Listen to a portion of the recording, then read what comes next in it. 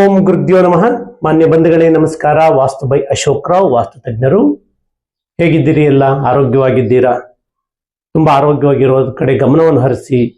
ನಿಮ್ಮ ಆರೋಗ್ಯ ನಿಮ್ಮ ಕೈನಲ್ಲಿದೆ, ನಿಮ್ಮ ಜೀವನ ನಿಮ್ಮ ಕೈನಲ್ಲಿದೆ. ದಯಮಾಡಿ ನಾನೊಂದು ನಿಮಗೆ ಒಂದು ಕಿವಿ ಮಾತು ಹೇಳಲಿಕ್ಕೆ ಇಷ್ಟಪಡ್ತೀನಿ. ಜೀವನದಲ್ಲಿ ನಾವೇನಾದ್ರೂ ಪಡೀಲೇಬೇಕು, ಬಂದಿರೋದೇನಕ್ಕೆ ಎಲ್ಲ ಅನುಭವಿಸ್ಲಿಕ್ಕೆ, ಆದ್ರೆ ಅನುಭವಿಸಿನೇ ಹೋಗ್ಬೇಕು.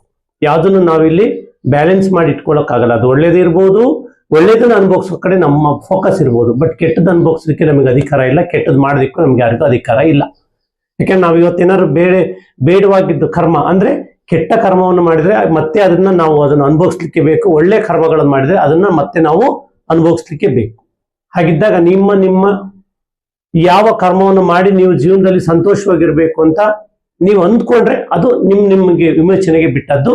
ಆದ್ರೆ ನಿನ್ನೆ ಒಂದು ಸಂಚಿಕೆ, ಯಾವುದೋ ಒಂದು ಸ್ಟೋರಿ ನೋಡ್ತಾ ಇದ್ದೆ, ತುಂಬಾ ಮನಸ್ಸಿಗೆ ನೋವಾಯ್ತು. ಯಾಕೆ ಅಂತ ಕೇಳಿದ್ರೆ, ಪ್ರತಿಯೊಬ್ಬರಿಗೂ ಹೆಣ್ಣು ಮಕ್ಳು ಇರ್ತಾರೆ, ಗಂಡು ಮಕ್ಳು ಇರ್ತಾರೆ, ಪ್ರತಿಯೊಬ್ಬರಿಗೂ ತಂದೆ ತಾಯಿ ಇರ್ತಾರೆ. ಆದ್ರೆ ಆ ಹೆಣ್ಣು ಮಗು ತನ್ನ ಪ್ರಿಯಕರನ ಜೊತೆ ಸೇರ್ಕೊಂಡು ತನ್ನ ತಂದೆ, ಜನ್ಮ ಕೊಟ್ಟಂತ ತಂದೆ, ಹೆತ್ತು ಹೊತ್ತು ರಕ್ತ ಬಸ್ತು ಸಾಕಿರೋ ತಾಯಿನ, ರಕ್ತ ಹಂಚಿಕೊಂಡು ಹುಟ್ಟಿರುವಂತ ತಂಗಿಯನ್ನ ಬರ್ಬರವಾಗಿ ಹತ್ಯೆ ಮಾಡಿದ್ದಾರೆ.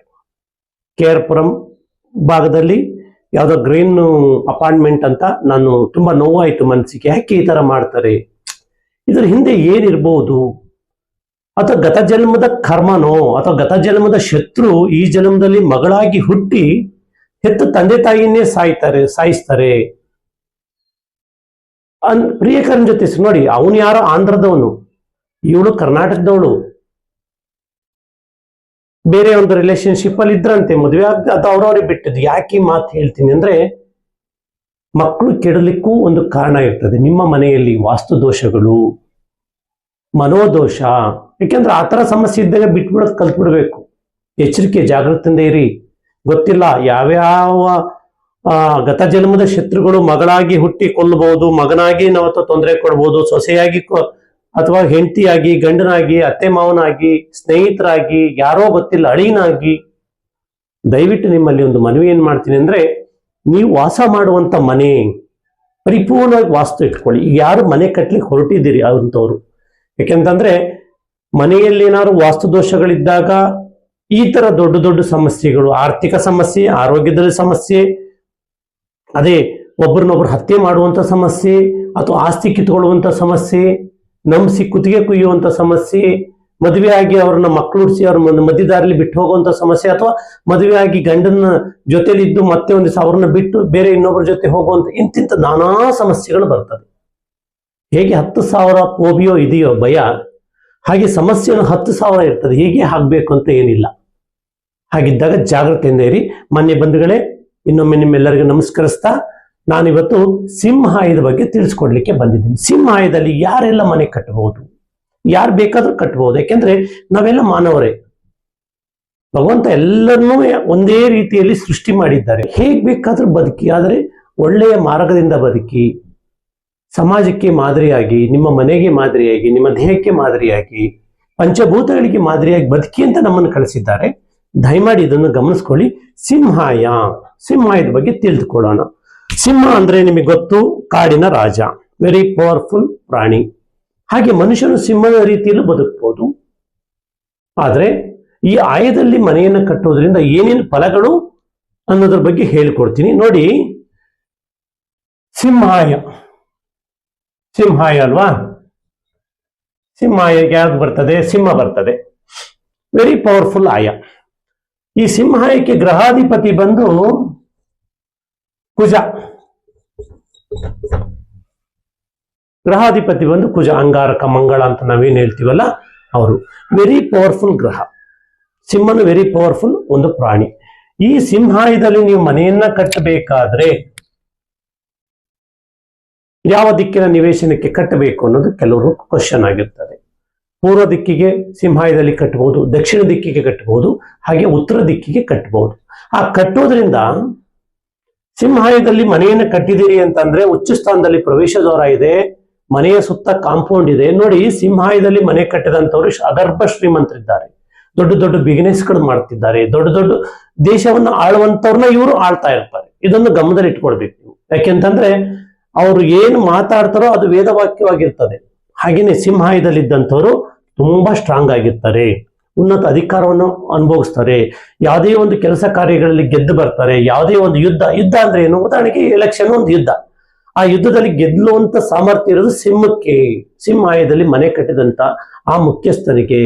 ಯಾಕೆಂದ್ರೆ ತಂತ್ರ ಜೊತೆಯಲ್ಲಿ ಕುತಂತ್ರವನ್ನ ಮಾಡಿ ಒಂದು ಸಕ್ಸಸ್ ಅನ್ನ ಕಾಣ್ತಾರೆ. ಹಾಗೆ ಇಲ್ಲಿ ತಂತ್ರಗಾರಿಕೆ ಸ್ಟಾರ್ಟ್ ಆಗುತ್ತೆ. ಗ್ರಹಾಧಿಪತಿ ಕುಜ ವೆರಿ ಪವರ್ಫುಲ್ ಗ್ರಹ. ಹಾಗೆ ಹಣ, ಐಶ್ವರ್ಯ, ಒಳ್ಳೆಯ ಒಂದು ಆರೋಗ್ಯ, ಸಾಂಸಾರಿಕ ಜೀವನದಲ್ಲಿ ಸಮೃದ್ಧಿ, ಮಕ್ಕಳ ಭವಿಷ್ಯಕ್ಕೆ ಬೇಕಾದಷ್ಟು ಆಸ್ತಿಯನ್ನು ಗಳಿಸಿಡ್ತಾರೆ. ಸಮಾಜದಲ್ಲಿ ಅವರಿಗೊಂದು ಗೌರವ ಇರ್ತದೆ. ಅವರು ಬರ್ತಾ ಇದ್ದಾರೆ ಅಂದ್ರೆ ಅವ್ರನ್ನ ಮುಂದೆ ಕೈ ಕಟ್ಟಿ ನಿಲ್ಲುವಂಥವ್ರು ಜಾಸ್ತಿ ಇರ್ತಾರೆ. ಅವ್ರ ಮಾತು ನಡೀತದೆ. ಯಾಕೆ, ಸಿಂಹಾಯದಲ್ಲಿ ಮನೆ ಕಟ್ಟಿದವ್ರಿಗೆ. ಆದ್ರೆ ಈ ಸಿಂಹಾಯದಲ್ಲಿ ಕೆಲವರು ಮನೆ ಕಟ್ಟಿ ವಾಸ್ತವನ್ನ ರಾಂಗ್ ಮಾಡಿಕೊಂಡು ಇವತ್ತು ಏನು ಗರ್ಜಿಸ್ತಿರ್ತಾರಲ್ಲ, ಅವರು ಮುಂದೆ ಒಂದ್ ದಿವಸ ಗರ್ಜನೆ ಮಾಡಕ್ ಆಗಲ್ಲ. ಯಾಕೆಂದ್ರೆ ಆಯಾ ಓಕೆ, ಬಟ್ ವಾಸ್ತವಲ್ಲಿ ರಾಂಗ್ ಆಗಿದ್ರೆ ಸಮಸ್ಯೆಗಳು ಬರುತ್ತೆ. ಆದ್ರೆ ಪರಿಪೂರ್ಣ ಸುಖಗಳನ್ನು ಅನುಭವಿಸ್ಲಿಕ್ಕಾಗಲ್ಲ, ಪರಿಪೂರ್ಣ ಅಧಿಕಾರಗಳನ್ನು ಅನುಭವಿಸ್ಲಿಕ್ಕಾಗಲ್ಲ. ಹಾಗಾಗಿ ನಾವೇನ್ ಹೇಳ್ತೀವಿ ಅಂತಂದ್ರೆ, ಯಾರಿಗೆ ನಿಮ್ಮ ಕ್ಷೇತ್ರದಲ್ಲಿ ನೀವು ಅಧಿಕಾರಗಳನ್ನ, ನೀವು ಯಾವುದೇ ಕ್ಷೇತ್ರದಲ್ಲಿ ಉದ್ಯಮವನ್ನು ಮಾಡಿ, ರಾಜಕೀಯ ಮಾಡಿ, ಅಥವಾ ದೊಡ್ಡ ದೊಡ್ಡ ವ್ಯಾಪಾರವನ್ನು ಮಾಡಿ, ಆ ಕ್ಷೇತ್ರದಲ್ಲಿ ನಿಮ್ಮನ್ನು ಗುರುತಿಸೋ ರೀತಿಯಲ್ಲಿ ನೀವು ಬೆಳಿಬೇಕು ಅಂದ್ರೆ ಸಿಂಹಾಯದಲ್ಲಿ ಮನೆ ಕಟ್ಟಿದಿರಿ. ಆದ್ರೆ ನಿಮ್ಮ ಮನೆಯ ದೇವರ ಮನೆ ಪೂರ್ವದಲ್ಲೇ ಇರಬೇಕು. ಈ ಪೂರ್ವದ ಒಂದು ನಿವೇಶನ ರಸ್ತೆ ಆಗಿದ್ದಾಗ ನೀವು ಇಲ್ಲಿ ಉಚ್ಚ ಸ್ಥಾನದಲ್ಲಿ ಪ್ರವೇಶದಿಂದ ಪಶ್ಚಿಮದಲ್ಲಿ ದೇವರ ಗದ್ದಿಗೆಯನ್ನು ಸ್ಥಾಪನೆ ಮಾಡಬೇಕು. ಮಾಡಿದಾಗ ನಿಮಗೆ ಬಲ ಜಾಸ್ತಿ ಆಗುತ್ತೆ. ಯಾಕೆಂದ್ರೆ ಪಶ್ಚಿಮ ಭಾರವನ್ನು ಹೊತ್ಕೊಳ್ತದೆ, ಪೂರ್ವ ಇಲ್ಲಿ ನಿಮಗೆ ಹಗುರವಾದಂತ ಜಾಗ ಇರ್ತದೆ. ಹಾಗಿದ್ದಾಗ ಈ ಆಯದ ಮನೆಗೆ, ಸಿಂಹಾಯದ ಮನೆಗೆ ದೇವರ ಮನೆಯನ್ನು ಸಿಂಹಾಯದಲ್ಲೇ ಕಟ್ಟಬೇಕು. ಸಿಂಹಾಯದಲ್ಲಿ ಕಟ್ಟಬೇಕು. ಆಗ ಮಾತ್ರ ಆ ದೈವ ಶಕ್ತಿ, ನಿಮ್ಮ ಮನೆ ದೇವರ ಆಶೀರ್ವಾದ, ಕುಲದೇವರ ಆಶೀರ್ವಾದ ಹಾಗೂ ನಿಮ್ಮ ಒಂದು ದೈವಿಕ ಶಕ್ತಿ ನಿಮಗೆ ಪ್ರಬಲವಾದಂತ ಒಂದು ಬಲವನ್ನ ತಂದು ಕೊಡ್ತದೆ. ಇದನ್ನ ಗಮನದಲ್ಲಿ ಇಟ್ಕೊಳ್ಳಿ. ಯಾಕೆಂತಂದ್ರೆ ಮನೆ 30-40 ಸೈಟ್ ತಗೊಂಡೇ ನೋಡಿ, ದೊಡ್ಡವರು ಇವತ್ತು ಬಿಸ್ನೆಸ್ ಮ್ಯಾನ್ಗಳು ಅವ್ರು ಯಾವುದೇ ನಿವೇಶನ ತಗೊಂಡ್ರು 40/60, 100/100, 100/80 ಯಾಕೆ ತಗೊಳ್ತಾರೆ ಅಂದ್ರೆ ಅವ್ರಿಗೆ ಗೊತ್ತು, ಮನೆಯನ್ನ ನಾವು ಹೇಗೋ ಕಟ್ಟಿದ್ರು ಅದಕ್ಕೊಂದು ಬಲ ಬರ್ತದೆ, ವಿಶಾಲವಾದ ಮನೆ ಬೇಕು ಅಂತ. ಆದ್ರೆ ಅವ್ರು ಮಾತ್ರ ಕಟ್ಟಬೇಕಾ? ಇಲ್ಲ, 30-40 ಅವರು ಕಟ್ಕೊಳ್ಬಹುದು. 30-40 ನೀವು ಮನೆ ಕಟ್ಟಿದ್ರಿ, ನಿಮ್ಗೆ ಒಳ್ಳೆ ಒಂದು ಮಾರ್ಗ ಸಿಕ್ತು, ನಂತರ ನೀವೇನ್ ಮಾಡ್ತೀರಿ, ನೆಕ್ಸ್ಟ್ ಇನ್ನೊಂದು ಮನೆಗೆ ಹೋಗ್ತೀರಿ. ಹಣ ಬಂದಿದೆ, ಐಶ್ವರ್ಯ ಬಂದಿದೆ, ನೇಮು ಫೇಮು ಬಂದಿದೆ, ನೀವು ಅದೇ ಮನೇಲಿ ಇರಲ್ಲ, ಮತ್ತೆ ಉನ್ನತವಾದಂತ ಮನೆಗೆ ಹೋಗ್ತೀರಿ. ಅಲ್ಲೂ ಸಹ ನೀವು ಯಾಮಾರಬಾರ್ದು. ಅಲ್ಲಿ ಆಯವನ್ನಾಗ್ಲಿ, ದಿಕ್ಕನ್ನಾಗ್ಲಿ, ವಾಸ್ತುವನ್ನಾಗ್ಲಿ ಕೆಡಿಸ್ಕೊಳ್ಳಿಕ್ ಹೋಗ್ಬಾರ್ದು. ಹಾಗೆ ನೀವು ಬೆಳೆದು ಬಂದಂತ ಆ ಮನೆಯನ್ನ ಮರೆಯಂಗಿಲ್ಲ. ಎಷ್ಟೋ ಜನ, ಯಾಕೆ ಉದಾಹರಣೆಗೆ ನಾನು ಬೆಳೆದು ಬಂದಂತ ಮನೆ, ನಾನು ಆ ಜಾಗದಲ್ಲಿ ನೆಲೆಸಿದಂತ ಮನೆಯನ್ನು ನಾನು ಕಡೆಗಣಿಸಿ ಬಂದಿದ್ದಕ್ಕೆ ಏನಾಯ್ತು, ಸಾಂಸಾರಿಕ ಜೀವನದಲ್ಲಿ ದೊಡ್ಡ ನಷ್ಟವನ್ನು ಅನುಭವಿಸ್ತೆ, ಆರ್ಥಿಕ ಜೀವನದಲ್ಲಿ ದೊಡ್ಡ ನಷ್ಟವನ್ನು ಅನುಭವಿಸ್ತೆ, ಹಾಗೆ ಆರೋಗ್ಯದಲ್ಲಿ ನಾನು ಸಿಕ್ಕಾಪಟ್ಟೆ ಸಫರ್ಪಟ್ಟೆ. ಸಮಾಜದಲ್ಲಿ ನನಗೆ ಬರಬೇಕಾದಂತ ಒಂದು ಗೌರವ, ಯಾರು ಗೌರವ ಕೊಡ್ತಾರೆ ಅವರೆಲ್ಲ ನಮಗೆ ಅಗೌರವ ತೋರಿಸ್ಲಿಕ್ಕೆ ಪ್ರಾರಂಭ ಮಾಡಿದ್ರು. ಇಷ್ಟೇ ಒಂದು ಲೈಫ್ ಮುಗೀತು, ಇವನು ಬಿದೋಗ್ಬಿಟ್ಟ, ಇವನು ಹೊಟ್ಟೋದವನು ಅಂದ್ಕೊಂಡಿದ್ರು. ಆದ್ರೆ ಒಳಗಡೆ ಒಂದು ನನ್ನ ಅಂತರಾತ್ಮ ಹೇಳ್ತಾ ಇತ್ತು, ಸಬ್ ಕಾನ್ಶಿಯಸ್ ಮೈಂಡ್. ಯಾಕೆಂದ್ರೆ ಮನುಷ್ಯನಲ್ಲಿ 2 ತರದ ಮನಸ್ಸು ಇರ್ತದೆ, ಒಂದು ಕಾನ್ಶಿಯಸ್ ಮನಸ್ಸು, ಒಂದು ಸಬ್ ಕಾನ್ಶಿಯಸ್ ಮನಸ್ಸು. ಕಾನ್ಶಿಯಸ್ ಬಂದು 10% ಭಯ, ಆತಂಕ, ಬೇಡವಾಗಿದ್ರು ಮಾಡಿಸ್ತಿದ್ರೆ, ಸಬ್ ಕಾನ್ಶಿಯಸ್ ಹೇಳುತ್ತೆ ನಿನ್ನಿಂದ ಆಗುತ್ತೆ, ಮಾಡು, ನಾನು ಇದೀನಿ ಅಂತ ಹೇಳುತ್ತೆ. ಹಾಗೆ ಅದನ್ನ ಅರ್ಥ ಮಾಡ್ಕೊಳ್ಳಿ. ಅದು ಒಂದು ಸೈನ್ಸ್. ಹಾಗೆ ಇದು ಒಂದು ಗಣಿತ ಶಾಸ್ತ್ರ. ಈ ಆಯದಲ್ಲಿ ನೀವು ಮನೆ ಕಟ್ಟಿದಾಗ, ನೀವು ಇವತ್ತು ನಿಮಗೆ ಉದಾಹರಣೆಗೆ ನಿಮ್ಗೊಂದು 60-70 ವರ್ಷ, 50-60-70 ಆಗಿದೆ ಅಂದ್ಕೊಳ್ಳಿ. ನೀವಿಲ್ಲ ಅಂದ್ರೆ ನಿಮ್ಮ ಮಗನಿಗೆ ಒಂದು ಮಾರ್ಗವನ್ನು ತೋರಿಸಿಕೊಡ್ತದೆ, ನಿಮ್ಮ ಮೊಮ್ಮಗನಿಗೆ ಒಂದು ಮಾರ್ಗವನ್ನು ತೋರಿಸಿಕೊಡ್ತದೆ. ಹಾಗಿದ್ದಾಗ ದಯಮಾಡಿ ಸಿಂಹಾಯದಲ್ಲಿ ಕಟ್ಟಿ. ಆದ್ರೆ ಸಿಂಹಾಯದಲ್ಲಿ ಕಟ್ಟಬೇಕಾದ್ರೆ ಪೂರ್ವದಲ್ಲಿ ಕಟ್ಟಿದ್ರೆ, ಪೂರ್ವದಲ್ಲಿ ಒಂದು ಉಚ್ಚ ಸ್ಥಾನದಲ್ಲಿ ಪ್ರವೇಶ ದ್ವಾರ, ಹಾಗೆ ಉತ್ತರದಲ್ಲಿ ಒಂದು ಪ್ರವೇಶ ದ್ವಾರ ಇಡಿ. ಯಾಕೆಂದ್ರೆ ಮನೆಯಲ್ಲಿ ಗಂಡ ಮತ್ತೆ ಹೆಂಡತಿ ಇಬ್ರು ಅನ್ಯೋನ್ಯವಾಗಿರ್ಬೇಕು. ಯಾಕೆಂತಂದ್ರೆ ಇಲ್ಲಿ ಕೆಲವೊಂದು ಲೋಪದೋಷಗಳು ನೀವು ವಾಸ್ತವದಲ್ಲಿ ಮಾಡಂಗಿಲ್ಲ. ಹಾಗೆ ನಿಮ್ಮ ಮನೆಗೆ ಪರಿಪೂರ್ಣವಾದ ಕಾಂಪೌಂಡ್ ಇರಬೇಕು. ಸಿಂಹಾಯದಲ್ಲಿ ಮಾಡಿದ್ರೆ ಕಾಂಪೌಂಡ್ ಇರಬೇಕು. ಕೆಲವೊಬ್ರು ಸಿಂಹಾಯದಲ್ಲಿ ಮನೆ ಕಟ್ಟಿರ್ತಾರೆ, ಆದ್ರೆ ವಾಸ್ತವನ್ನ ಕೆಡಿಸ್ಕೊಂಡ ಮೇಲೆ ಏನಾಗ್ತಾರೆ ಅಂದ್ರೆ ಅವ್ರ ಮೇಲೆ ಬೇಡವಾದರ ಮುಗಿವೆ ಅಂದ್ರೆ ಭಯ ಇರ್ತದೆ. ಸಿಂಹನ ಹೇಗೆ ಹೊಡಿಬೇಕು, ಹೊಡೆದಾಕ್ಬೇಕು ಅಂತ ಶತ್ರುಗಳು ಕ್ರಿಯೇಟ್ ಆಗೋ ಸಾಧ್ಯತೆ ಇರ್ತದೆ. ಆಗಿದ್ದಾಗ ಆಯಕ್ಕೆ ಎಷ್ಟು ಪ್ರಾಮುಖ್ಯತೆಯನ್ನು ಕೊಡ್ತೀರೋ ವಾಸ್ತುವಿಗೆ ಅಷ್ಟೇ ಪ್ರಾಮುಖ್ಯತೆಯನ್ನು ಕೊಡಬೇಕು. ದಿಕ್ಕುಗಳಿಗೆ ಅನುಗುಣವಾಗಿ ನೀವು ಮನೆಯನ್ನು ಕಟ್ಟಿದಾಗ ನಿಮ್ಮ ನಂತರ ನಿಮ್ಮ ಮಕ್ಕಳು ಮೊಮ್ಮಕ್ಕಳು ಸಮೃದ್ಧಿಯಾದಂಥ ಜೀವನವನ್ನು ಮಾಡ್ತಾರೆ. ಹಾಗಿದ್ದಾಗ ಗಮನದಲ್ಲಿಟ್ಕೊಳ್ಳಿ. ಯಾಕೆಂದ್ರೆ ಆಯದಲ್ಲಿ ದೋಷ ಇದ್ದಾಗ, ವಾಸ್ತುವಲ್ಲಿ ದೋಷ ಇದ್ದಾಗ ನಿಮ್ಮ ಮೇಲೆ ನಾನಾ ರೀತಿ ಸಮಸ್ಯೆಗಳು ಬರುವ ಸಾಧ್ಯತೆ ಇರ್ತದೆ. ಆದರೆ ಈ ಆಯ ಮತ್ತೆ ವಾಸ್ತು ಸರಿಯಾಗಿದೆ ಅಂದ್ರೆ ನಿಮ್ಮನ್ನ ಯಾರು ಟಚ್ ಮಾಡೋಕ್ಕಾಗಲ್ಲ. ಯಾಕೆಂದ್ರೆ ಪ್ರೀತಿ ವಿಶ್ವಾಸ, ಯಾಕೆಂದ್ರೆ ನೀವು ಸಮಾಜಕ್ಕೆ ಏನಾದ್ರು ಒಂದು ಕೊಡುಗೆ ಕೊಡ್ತೀರಿ. ನೀವು ಇವತ್ತು ನೂರಾರು ಕೋಟಿ ಸಾವಿರಾರು ಕೋಟಿ ಗಳಿಸ್ತಾ ಇದ್ದೀರಿ ಅಂದ್ರೆ ನಿಮ್ಮಿಂದ ಒಂದು ನಮ್ಮ ದೇಶದ ಒಂದು ಫೈನಾನ್ಷಿಯಲ್ ಪರಿಸ್ಥಿತಿ ಚೆನ್ನಾಗಿ ನಡೀತಾರೆ. ನೀವು ಟ್ಯಾಕ್ಸ್ ಕಟ್ತಾ ಇರ್ತೀರಿ, ಅದರಿಂದ ದೇಶ ಅಭಿವೃದ್ಧಿ ಆಗುತ್ತೆ. ನೀವು ದೇಶಕ್ಕೆ ಏನಾದ್ರೂ ಕೊಡುಗೆಯನ್ನು ಕೊಡ್ತೀರಿ, 10 ಜನಕ್ಕೆ 100 ಜನಕ್ಕೆ ಕೆಲಸ ಕೊಡ್ತೀರಿ. ಆ ಒಂದು ಗಮನದಲ್ಲಿ ಇಟ್ಕೊಂಡು ಸಿಂಹಾಯದಲ್ಲಿ ನೀವು ಮನೆಯನ್ನು ಕಟ್ಟಿ ಸಮೃದ್ಧಿಯನ್ನ ಕಾಣಿ ಅಂತ ಹೇಳ್ತಾ ಈ ಆಯದಲ್ಲಿ ಮನೆ ಕಟ್ಟುವಂತ ಆಸಕ್ತರಿದ್ರೆ, ಯಾಕೆಂದ್ರೆ ಕೆಲವು ಒಂದು ಶಾಸ್ತ್ರದಲ್ಲಿ ಹೇಳಿರ್ತಾರೆ ಸಿಂಹಾಯದ ಎದುರಿಗೆ ಬೇರೆ ಆಯದ ಮನೆಗಳಿದ್ರೆ ಸರ್ವನಾಶ ಆಗುತ್ತೆ ಅಂತ. ಹೇಗೆ ಸಾಧ್ಯ? ಕರೆಕ್ಟ್. ಸಿಂಹಾಯದ ಎದುರಿಗೆ ಶ್ವಾನಾಯದಲ್ಲೋ ಕರಾಯದಲ್ಲೋ ಕಾಕಾಯದಲ್ಲೋ ಧೂಮ್ರಾಯದಲ್ಲೋ ಕಟ್ಕೊಂಡಾಗ ಅದು ಅಲ್ಲಿ ಅವ್ರ ವರ್ತನೆ ನಿಮ್ಮನ್ನ ಆ ಜಾಗ ಖಾಲಿ ಮಾಡಿಸ್ತಾರೆ. ಉದಾಹರಣೆಗೆ ಇದು ಏನು ಬಂದು ನಿಮ್ಮನ್ನ ಇದು ಮಾಡೋದಿಲ್ಲ.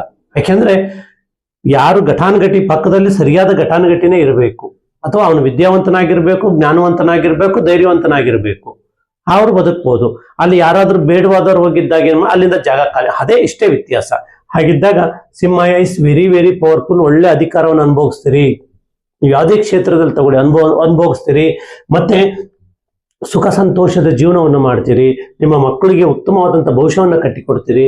ಆದರೆ ಧೀರವಂತರಾಗಿರ್ತಾರೆ, ಶೂರವಂತರಾಗಿರ್ತಾರೆ, ಶೌರ್ಯವನ್ನು ಮೆರೀತಾರೆ, ದೇಶದ ಕೆಲವೊಂದು ಚುಕ್ಕಾಣಿ ಹಿಡಿಯುವಂತ ಲೆವೆಲ್ಗೆ ಹೋಗ್ತಾರೆ ಈ ಆಯದಲ್ಲಿ ಮನೆ ಕಟ್ಟಿದ್ದಾರೆ. ದಯಮಾಡಿ ಇಂಥ ಆಯದಲ್ಲಿ ಮನೆ ಕಟ್ಟಿ. ಕೆಲವರು ಭಯ ಬಿಡಬೇಡಿ, ಅಯ್ಯೋ ಏನಾಗುತ್ತೋ ಮುಂದೆ ನನ್ನಿಂದ ಸಾಧ್ಯವಾಗಿಲ್ಲ, ನನ್ನ ಮಗನಿಂದ ಸಾಧ್ಯ, ನಮ್ಮ ಮೊಮ್ಮಗನಿಂದ ಸಾಧ್ಯ, ಅವ್ರು ತೆಗೆದಾಕ್ಬಿಡಿ. ಇದು ಕರ್ಕೊಂಡು ಹೋಗುತ್ತೆ.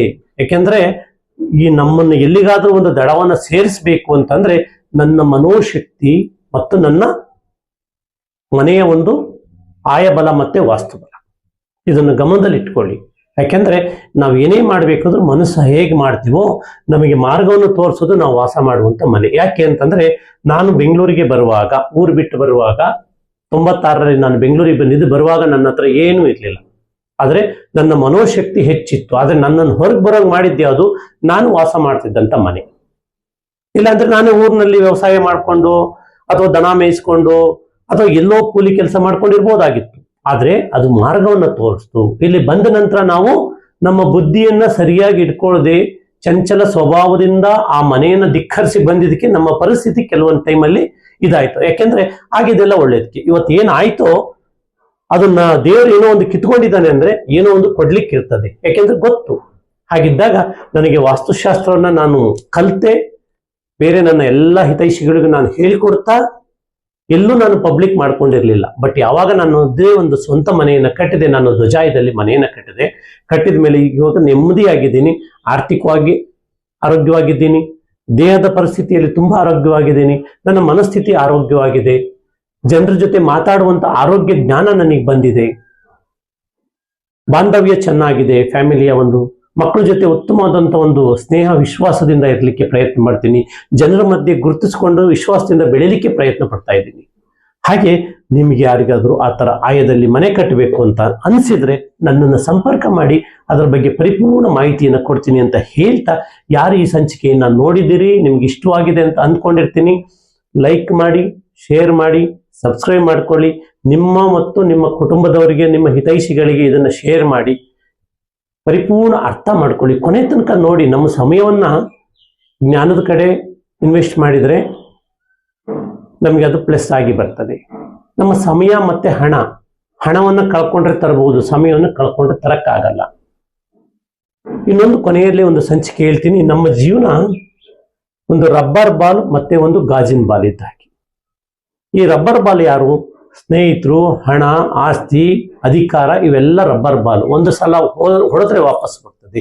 ಆದ್ರೆ ಮನೆಯ ಕುಟುಂಬದ ಸದಸ್ಯರಿದ್ದಾರಲ್ಲ, ಗಂಡ ಆಗಿರ್ಬೋದು, ಹೆಂಡತಿ ಆಗಿರ್ಬೋದು, ಮಕ್ಕಳಾಗಿರ್ಬೋದು, ಅಥವಾ ನಿಮ್ಮ ತಂದೆ ತಾಯಿ ಆಗಿರ್ಬೋದು, ಇವರೆಲ್ಲ ಅಂತಂದ್ರೆ ಗಾಜಿನ ಬಾಲ್ ಇದ್ದಾಗೆ. ಒಂದು ಸಲ ಅವರನ್ನು ನಾವು ಗೋಡೆಗೆ ಹೊಡೆದ್ರೆ ಅದನ್ನು ಮತ್ತೆ ವಾಪಸ್ ಬರಲ್ಲ, ಪುಡಿ ಪುಡಿ ಆಗುತ್ತೆ. ಹಾಗೆ ನಿಮ್ಮ ಆರೋಗ್ಯದ ಕಡೆ ಗಮನ ಇರಲಿ, ನಿಮ್ಮ ಆರ್ಥಿಕ ಪರಿಸ್ಥಿತಿ ಕಡೆ ಗಮನ ಇರಲಿ. ಅನಾವಶ್ಯಕವಾಗಿ ಯಾರಿಗೂ ಹಣವನ್ನು ಕೊಡ್ಲಿಕ್ಕೆ ಹೋಗ್ಬೇಡಿ. ಯಾರೋ ನಿಮ್ಮನ್ನ ಗತ ಜನ್ಮದಲ್ಲಿ ಯಾವುದೋ ನಿಮ್ಮ ಇದಿರ್ತದೆ, ಅವ್ರು ಬಂದು ಇವತ್ತು ನಿಮ್ಮ ಹತ್ರ ಹಣವನ್ನ ತೆಗೆದುಕೊಂಡು ಮತ್ತೆ ನಿಮಗೆ ಮೋಸ ಮಾಡುವಂತ ಶತ್ರುಗಳು ಕ್ರಿಯೇಟ್ ಆಗ್ತಾರೆ. ಅದಕ್ಕೆಲ್ಲ ಕಾರಣ ನನ್ನ ಈ ವಾಸ್ತುವಿನಲ್ಲಿ ಲೋಪದೋಷಗಳಿದ್ದಾಗ ಆಗುವಂತ ಸಾಧ್ಯತೆ. ಹಾಗೆ ಪರಿಪೂರ್ಣ ಸಕ್ಸಸ್ ಹೊಂದಬೇಕು. ಇವತ್ತು ಏನಾಗಿದ್ದೀವಿ ಆಗೋಗಿದೆ, ಹಿಂದೆ ಏನಾಯ್ತೋ ನಮ್ಮ ಜೀವನದಲ್ಲಿ ಅದು ಬೇಡ, ಮುಂದೆ ನಾವೇನಾಗಬೇಕು, ನಾವು ಈ ಪಂಚಭೂತಗಳಿಗೆ ಏನು ಕೊಟ್ಟು ಹೋಗ್ಬೇಕು, ಇದು ತುಂಬಾ ಇಂಪಾರ್ಟೆಂಟ್ ಅಂತ ಹೇಳ್ತಾ ಸಿಂಹಾಯದಲ್ಲಿ ಮನೆಯನ್ನು ಕಟ್ಟಿ ಸಮೃದ್ಧಿಯನ್ನು ಕಾಣಿ ಅಂತ ಹೇಳ್ತಾ ಮತ್ತೆಲ್ಲರಿಗೂ ನಮಸ್ಕಾರ, ಧನ್ಯವಾದ.